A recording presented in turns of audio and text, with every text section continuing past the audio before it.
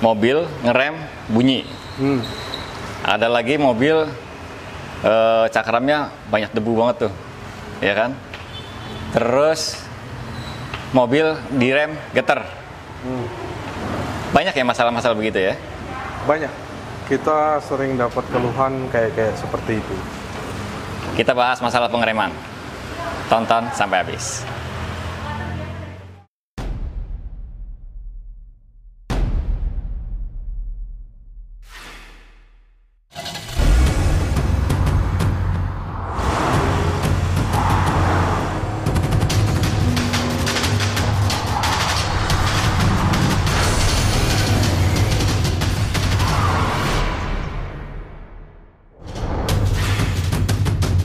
Brake. To excel for the greatest value. Sangshin Brake.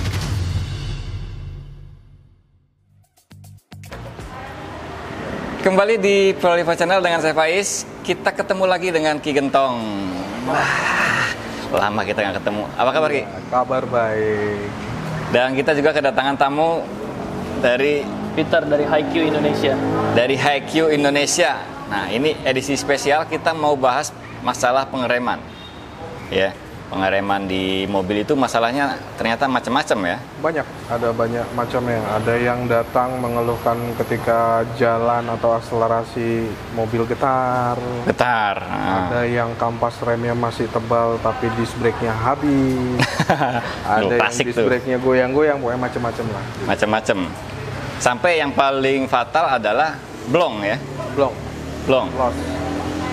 Nah, kita bahas satu persatu nih. Di sini ada Ki Gentong yang biasa menangani mobil-mobil, dan di sini ada Om Peter dari HiQ. Nah, beliau ini paham banget tentang kampas rem. Brake pad itu ada kategorinya nggak sih? Apakah semua brake pad itu sama gitu materialnya? Kalau dari brake pad itu mungkin dari secara pabrikannya itu beda-beda. Okay. Ada yang lebih soft, ada yang lebih medium, ada yang hard. Ada yang hard. Iya, tergantung bahan yang digunakan juga biasanya. Kan soalnya kategorinya ada metalik, semi metalik, ada low steel, seperti yang kita pakai. Ada juga seramik ya? Ada juga seramik. Seramik. Nah, jadi baru tahu kan? Ternyata brake pad itu macam-macam. Iya.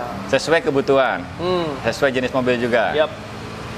Nah, kembali lagi ke masalah-masalah yang terjadi tadi, Ki. Pengaruh brake pad-nya itu di mana biasanya? Misalkan nih, cakram cepat kemakan. Sebenarnya kita awam juga nih soal itu. Mau ada Pak Peter, kita harus tanyain itu. Karena beliau kan expertnya di kampas rem. Di kampas rem. Gini Pak Peter, ada banyak pemirsa kita di Proliva Channel atau di customer-customer saya. Sebetulnya pergantian kampas rem itu apakah menunggu kampasnya habis? Atau ada durasi waktu tertentu walaupun kampasnya masih tebal tetap harus ganti? Jadi secara teorinya di atas kertasnya kebanyakan kan orang Indonesia tuh nunggu sampai kampasnya habis tuh. Betul. Sampai tinggal besinya doang di belakangnya. Sampai besi ketemu besi. Besi ketemu besi. Terus sensornya juga nyeret-nyeret disc brake biasanya, nyeret-nyeret cakram. Tapi umumnya yang direkomendasiin itu sekitar 20-30 ribu itu harus ganti. Tergantung pemakaiannya biasanya. Apakah itu penyebabnya si ketahanan disc brake-nya sendiri terhadap resisten panas? Atau karena kecepatannya tinggi, terus selalu dipakai tinggi dan ngerem mendadak, apakah itu pengaruh? Kalau misalnya terus dipakai tinggi, dengan kecepatan tinggi, otomatis kan panas di disc brake sama di kampas rem itu kan pasti terus seperti itu kan, terus dengan temperatur tinggi. Itu biasanya kalau kondisi bahan bakunya nggak bagus dari disc brake-nya, itu bisa menyebabkan tuh bergelombang.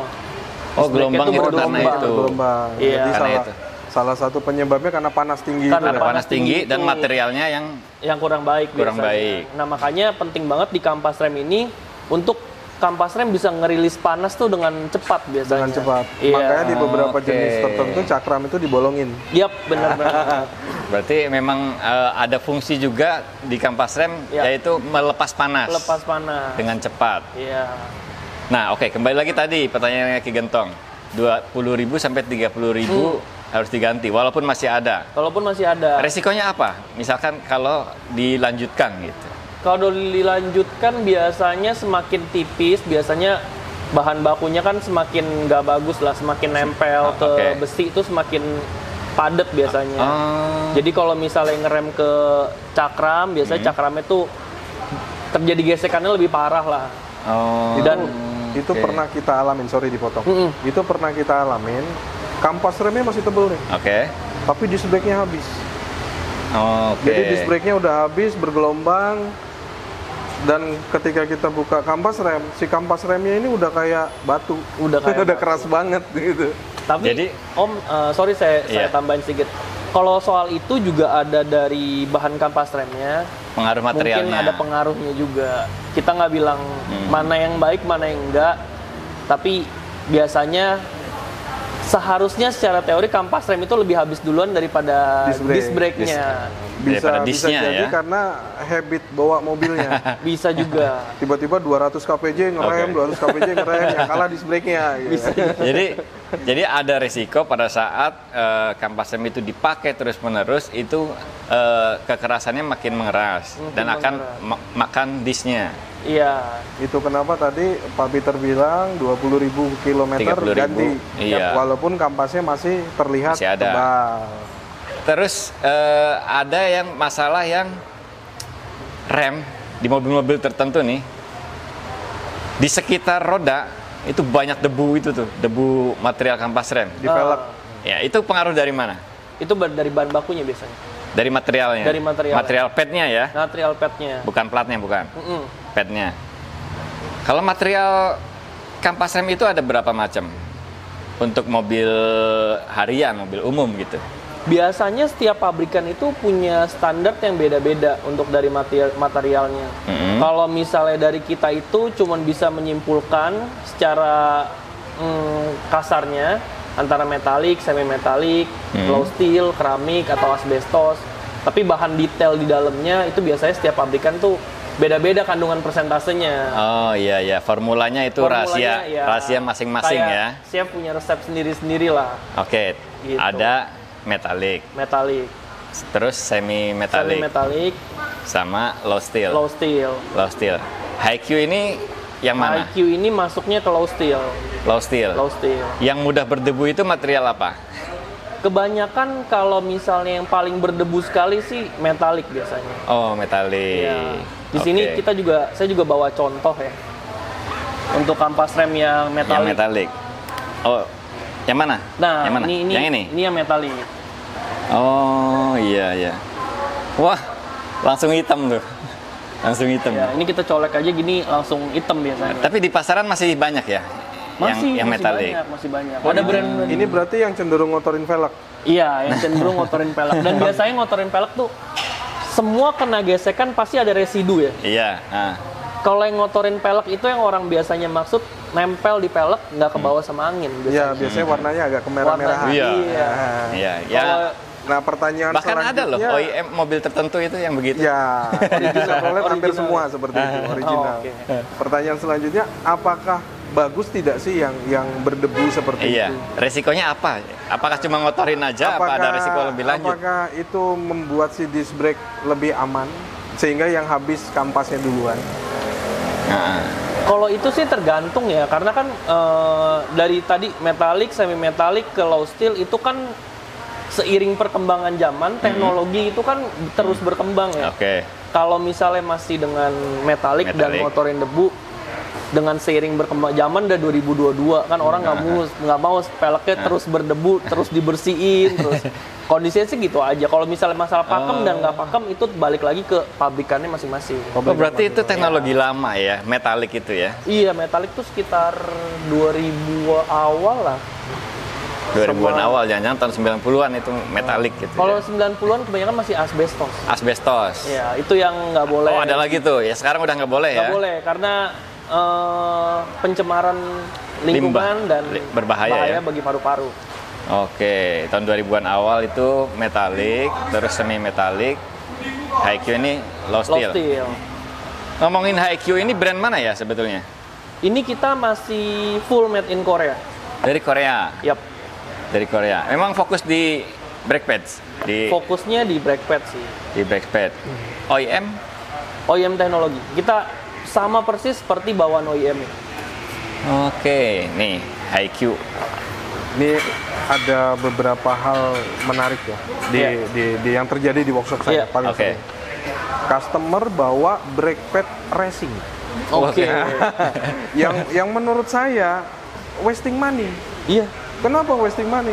Mesin standar. Iya. Mesin standar. Dibilang hobi lari juga enggak. Cuman karena kebetulan di areal pertemanan, di circle pertemanan dia pakai racing. Oke. Dia semua orang pakai racing. Nah, pertanyaannya, apakah material racing dengan standar yang biasa dipakai general daily, pakaian harian, itu sama? Materialnya pasti beda, Pasti beda. Pasti beda. Kalau dibilang yang racing lebih baik, memang secara material lebih baik. Tapi balik untuk lagi race gitu ya. Untuk race, balik lagi ke pemakaian sehariannya berfungsi atau enggak kan gitu kan. Mispersepsi yang kadang-kadang mungkin orang awam yang nggak tahu ya. Spare part racing berapa kali race ganti. Yep. Iya, betul. Sementara orang-orang yang pakai part racing di pemakaian harian, contohnya kampas rem, mereka bisa 2 tahun 3 tahun terus-terusan pakai. Dan kalau disc brake-nya standar, kebanyakan gantinya disc brake-nya duluan daripada kampasnya. Nah, yang banyak ganti itu disc brake-nya standar, ya kampasnya racing. Ini racing, bro. Jadi kalau mau pakai racing, satu sistem ya? Satu sistem, dan dia dipakainya juga short term ya. Iya, berapa kali short race ganti, berapa kali race ganti. Pasti. Nah, banyak mispersepsinya, barang racing ini lifetime-nya lebih panjang. Lebih panjang. Jadi tuh ada catatan lagi, kampas rem racing belum tentu cocok untuk buat dipakai harian. Kadang-kadang cuma keracunan doang ya. Keracunan doang, karena mispersepsinya kadang-kadang spare part racing itu durability-nya lebih lama dan lain-lain. Mungkin iya, tapi di kondisi penggunaan ekstrim. Dan itu pun beberapa kali race sudah harus ganti. Udah harus ganti. Terus kebanyakan yang saya dengar ada momok lagi nih di orang Indonesia. Kampas rem berbunyi noise itu kan nggak baik. Betul. Oke. Itu Ya sering kan? kita dapat sering komplain. banget. Iya.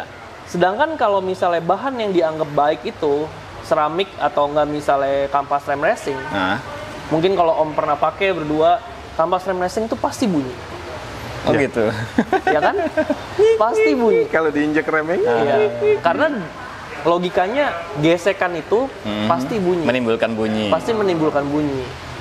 Gitu. Seramik itu kan lebih keras ya. Lebih keras, Lebih pasti keras. menimbulkan bunyi. Nah, tapi seiring perkembangannya zaman, balik lagi ke pabrikannya. Kalau pabrikannya dengan teknologi yang ada sekarang bisa meminimalisir bunyi, nah itu jadinya yang ada sekarang kampas remnya. Salah satunya HiQ ini mungkin.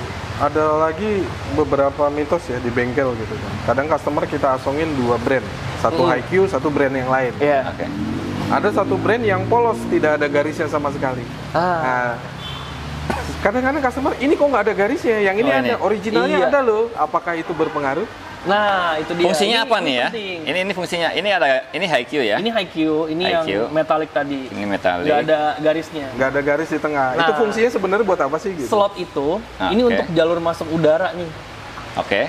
Jadi sewaktu dia ngerem, dia kan panas. Oke. Jadi bara tuh biasanya, mereka merah. Dengan adanya masuk udara di situ, heat mereka tuh rilisnya tuh cepat sekali. Itu Lepas panas juga. Lepas panas juga. Daripada bahannya sendiri juga itu penting. Slot itu juga penting untuk ngerilis panas dengan baik. Nah, ini fungsinya nih, alurnya ya kan. Buat teman-teman yang ganti kampas rem, harus dilihat dulu nih kampas remnya bener nggak ada ini, karena OEM-nya ada ya. Iya, OEM-nya ada. Ada pabrikan mobil yang juga nggak ada, slotnya juga ada. Oh gitu. Ya, jadi kalau HiQ itu meniru persis bawaan mobilnya itu seperti apa. Oh, mungkin HiQ karena itu disc brake-nya udah bolong-bolong kali, makanya dia nggak kasih garis, mungkin. Nggak tahu. Jadi HiQ itu base-nya adalah suppliernya OEM. Suppliernya factory. ATPM. ATPM biasanya. Apa aja? Kalau misalnya di Korea itu Hyundai, ada beberapa Kia. Hyundai, Kia, Oke. Chevrolet juga. Ya. Kebanyakan itu sewaktu mereka berdiri itu, kalau misalnya kayak Om Hikmat juga mungkin tahu, Chevrolet dulu awal sekali sebelum merek yang sekarang beredar pakainya HiQ pasti. Ya. Dari Sangsin Brake gitu. Dari Sangsin Dan Brake. orang taunya merek yang M gitu. Oh, Padahal sebetulnya itu dibuat oleh Junta ya. Dibuat Sangsin. Sangsin. Ya, tadinya dibuat oleh Sangsin, sekarang juga udah pindah ke factory yang lain juga. Factory yang Cuma lain. kadang-kadang orang Indonesia itu begitu merek baru masuk, mereka tidak tahu historinya, merek apa nih? Iya. Gitu. Padahal OEM-nya, originalnya pun dulu dibuat oleh Sangsin. Iya, kalau penggerak Sangsin. otomotif kayak yang punya workshop atau apa kayak Om Hikmat pasti tahu lah, kayak ini brandnya brand lama. Udah dari 15 tahun, 20 tahun itu udah ada di sini, cuman memang nggak dipasarkan untuk semua brand biasanya. Itu Oke. salah satu alasan kami Panorama Motor bersedia bekerja bareng dengan HiQ karena Iya. kita tahu histori dulunya original itu memakainya merek HiQ. HiQ. Jadi tidak sembarang kita memilih produk. Yap. Gitu. Walaupun kadang-kadang orang bertanya-tanya, kok lu pakai HiQ sih? Ya karena kita tahu di Koreanya dulu Chevrolet itu pakainya dibuatnya originalnya dari HiQ. walaupun sekarang mungkin sudah pindah brand karena alasan Oke. bisnis dan segala macamnya. Berarti yang nempel di mobil Chevrolet pas keluar itu dari Sangsin awal-awalnya. ya, ini HiQ. Nah, kalau mobil-mobil Jepang, Toyota, Mitsubishi, HiQ juga produksi. HiQ sekarang ini produksi. Kalau dulu kita fokus dan image-nya nempel banget sama mobil Korea atau Oke. mobil yang diproduksi dari Korea. Sekarang ini kita Korea, Chevrolet gitu ya. ya Chevrolet, Hyundai, Kia. Sekarang ini kita lebih ngembangin sayap ke Jepang, ke mobil-mobil Jepang, Toyota, Honda, Daihatsu. Dengan spesifikasi sama dengan Sama dengan OEM. dengan genuine-nya. Kalau pricing gimana nih HiQ? Kalau ini? pricing kita itu, Low menurut aku. nah, Om Hikmat Paling low. udah pakai Menurut juga. saya paling low.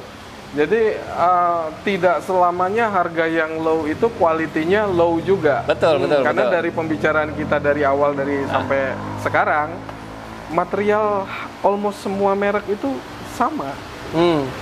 Cuman sebenarnya yang sedang Anda beli adalah brand image. Brand image. Betul nggak Pak? Jadi ngapain kamu beli brand image kalau secara materialnya sama? Sudahlah pakai HiQ aja. Gitu.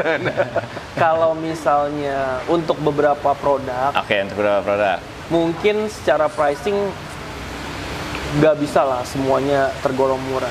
Tapi HiQ itu worth it buat dipakai. Worth it buat dipakai karena sesuai standar OEM tadi. Iya. Nah, bicara standar kan standarnya OEM nih. Untuk pricingnya berbanding OEM itu gimana di compare sama OEM? Nah, itu kan Kan biar jelas nih ya kan? harus orang dari workshop tuh yang jelasin. Kalau menurut Om Hikmat, kira-kira berapa persen daripada Sejauh ini kami pegang 4 merek. Oke. Fulan HiQ. Gitu. Oke. Memang secara pricing, harga jual, HiQ paling rendah. Oke. Nah, selama ini kesulitan kita jual HiQ adalah soal mitos-mitos yang tadi Mitos-mitos saya sebutkan yang di tadi, awal gitu. Bahwa Oke. ternyata materialnya pun ya gitu-gitu aja, gitu-gitu aja materialnya. Jadi ya kita tetap pakai HiQ. Misalkan Captiva OEM berapa, ini berapa? Rata-rata di pasaran untuk merek yang brand image-nya kuat gitu ya. Bukan itu dong, bisa- genuine dong. Oh, kalau genuine Ah. itu sekitar 900-an. 900. 800-900-an diversuskan dengan yang 350.000 something. Bisa hemat 60-70% Dengan material yang sama. untuk Chevrolet. Plus kalau kita Mungkin tarik historinya, ini historinya juga seperti itu. untuk mobil Jepang untuk mobil Jepang juga kurang lebih sama. bisa hemat 50%. Ya, kurang lebih sama. Harga kita worth it lah untuk dicoba. Habis ini kita banyak dihujat. Oke. Berarti HiQ ini pabrikan kampas rem yang udah lama. Sudah lah. Dulunya mensuplai manufaktur pabrikan, Yap. Chevrolet, Kia, Hyundai, dan sekarang ke aftermarket. Ya. Di Indonesia yang pegang Yang pegang dari perusahaan kita namanya Junta Inter Auto Parts. Junta Inter Auto Parts. Ya. Nih, Pak Peter ini dari Junta Inter Auto Auto Parts. Dan kami PRM salah satu sellernya. Nah, untuk Chevrolet kita Chevrolet, Hyundai. Chevrolet, Hyundai. PRM masih yang terbaik lah. Chevrolet, penjualan Hyundai, kampas rem. HiQ ada di PRM nih. Tadinya Pak Om Hikmat ini pakainya mereknya lain. Merek lain. Yang brand image-nya itu benar-benar OEM ya Om ya? OEM banget. Ya, jadi benar-benar merek aslinya. Nah, setelah kita telusuri, loh ternyata dia bikin di sini. Gitu kan. Nah, kita baca begitu ditawarin sama Pak Peter begini, kita coba belajarin literaturnya sendiri. Oh ternyata dia produksi buat merek yang tadinya kita pakai juga. Gitu. Ya udah kita pakai ini aja. Mulailah kita nge-branding merek ini. Oke. Sebelum ini podcast ini gitu. Oke. Kan manufakturnya Shangxin, ya kan? Shangxin ini selain produksi HiQ juga memproduksi untuk merek lain. Untuk merek lain. Iya, tapi mereknya Shangxin sendiri adalah HiQ ini. Mereknya Shangxin sendiri HiQ. Oh, ya seperti itu. Memang dengan kualitas yang sama, dengan pricing yang jauh berbeda. Iya. Jadi ini justru merek aslinya Shangxin nih ya, miliknya Shangxin. Kita pakai sudah sejak 2 tahun lalu ya kita 2 tahun lalu, iya. Kita switching dari merek lain ke merek HiQ sejak 2 tahun lalu. Kalau PRM2 yang untuk all brand, HiQ juga ada? Beberapa ada. Beberapa sedang dibuat sama Pak Peter. Ini kan Honda berarti sudah ada ya? Sudah ada. Bisa dibuktikan ya? Untuk ininya, performa pengeremannya. Dan waktu pertama kali kita masuk ke PRM pun kita juga nggak banyak terlalu menjual brand, jual kebagusannya A, B, C, D.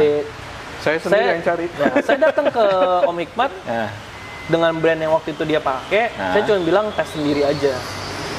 Dipakai sendiri, ngeremnya enakan yang mana. Karena masing-masing pabrikan kan punya ciri khas masing-masing ya. Betul. Memang beberapa ada yang mengalami bunyi dan segala macamnya, tapi kita bisa atasi lah itu. Oke. Nih HiQ. Sekarang udah ada untuk Honda, sudah ada? Honda udah ada. Terus Toyota? Toyota ada. Nissan ada. Nissan ada. Hyundai, Kia. Kita itu yang belum ada merek Eropa. Oke. VW, Mercy, ya, BMW. Itu kita belum ke arah situ. Belum ke arah situ. Berarti sudah kuat di merek Korea dan Chevrolet. Ya. Tapi juga develop untuk mobil-mobil Jepang. Mobil Jepang. Yang tadi itu ya. Ya, dan Nissan kita itu lumayan baik di market. Nissan-nya malah. Nissan-nya lumayan baik di market. Oke. Ada bocoran nggak kalau misalkan ini Honda Jazz nih, pricing-nya di angka berapa? Kalau di market yang bisa didapatkan mungkin sekitar 200 sekian. 200-an. Honda Jazz ya. Honda Jazz nih. Affordable lah. Kualitasnya sama dengan OEM. Gitu. Ada lagi yang mau disampaikan? Kalau kita sih untuk menghimbau aja ke end user atau enggak pengguna-pengguna. Kayak yang Om Hikmat bilang tadi, nggak perlu terlalu terpaku sama harus yang racing, harus yang ini, harus yang itu, mitos-mitos. Dicoba dulu aja. Toh sebagai user kita bisa ngerasain ini rem pakem atau enggak. Tingkat ketahanannya sampai mana, baik atau enggak, pricingnya cocok atau enggak dengan kita. Itu aja sih yang penting. Dan yang paling diperhatikan durasi waktu. Walaupun kampasnya masih tebal, tapi kalau sudah menginjak 15.000 km sebaiknya ganti baru, karena ganti kampas rem lebih murah daripada ganti disc brake. Oh iya. Lebih murah dari keselamatan. Ya, sebagus apapun mereknya tetap 15.000 gantilah gitu. 15.000 sampai 20.000. Betul. Jadi, karena mitos di luar kan kalau belum ketemu besi jangan dulu ganti. Ya. Belum ketemu besi ya. Jadi kalau orang Indonesia besi harus ketemu besi. Betul. Sereng baru ganti. Jangan seperti itu. Berarti poinnya untuk pengereman itu aja ya. Kita pakai kampas rem dengan material yang tepat, misalkan low steel. Terus penggantian jangan tunggu sampai habis. Periodik penggantiannya, pengecekannya. Dan yang terakhir kalau demen lari ya gantinya lebih cepat. Itu masalah-masalah yang tadi itu bisa dicegah gitu ya? Bisa dicegah. Yang kayak disc brake getar, goyang-goyang. Disnya kemakan. Betul. Ternyata gampang loh.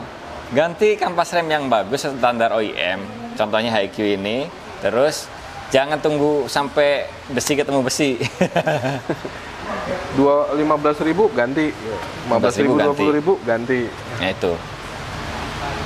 Kurang lebih harganya juga murah, lebih murah jauh dibanding disknya. Disknya kalau di Chevrolet ya paling murah itu angka sekitar 1,5 kalau original ya, paling murah. Saya di Orlando saya juga kena 4-4-nya. Itu gitu? harga 2, sekian kali 4, bayangin. Waduh. Soalnya disc brake-nya cuma 350-400 ribu gitu. Kampas remnya. Disc brake-nya sampai 2 juta kali 4. Iya. Itu ya, ngomongin soal pengereman nih. Mudah-mudahan bisa jadi masukan. Makasih banyak Om Ya, Peter. terima kasih Om. Mbah. Thank you banget udah nonton. Jangan lupa pantengin terus Proliva Channel.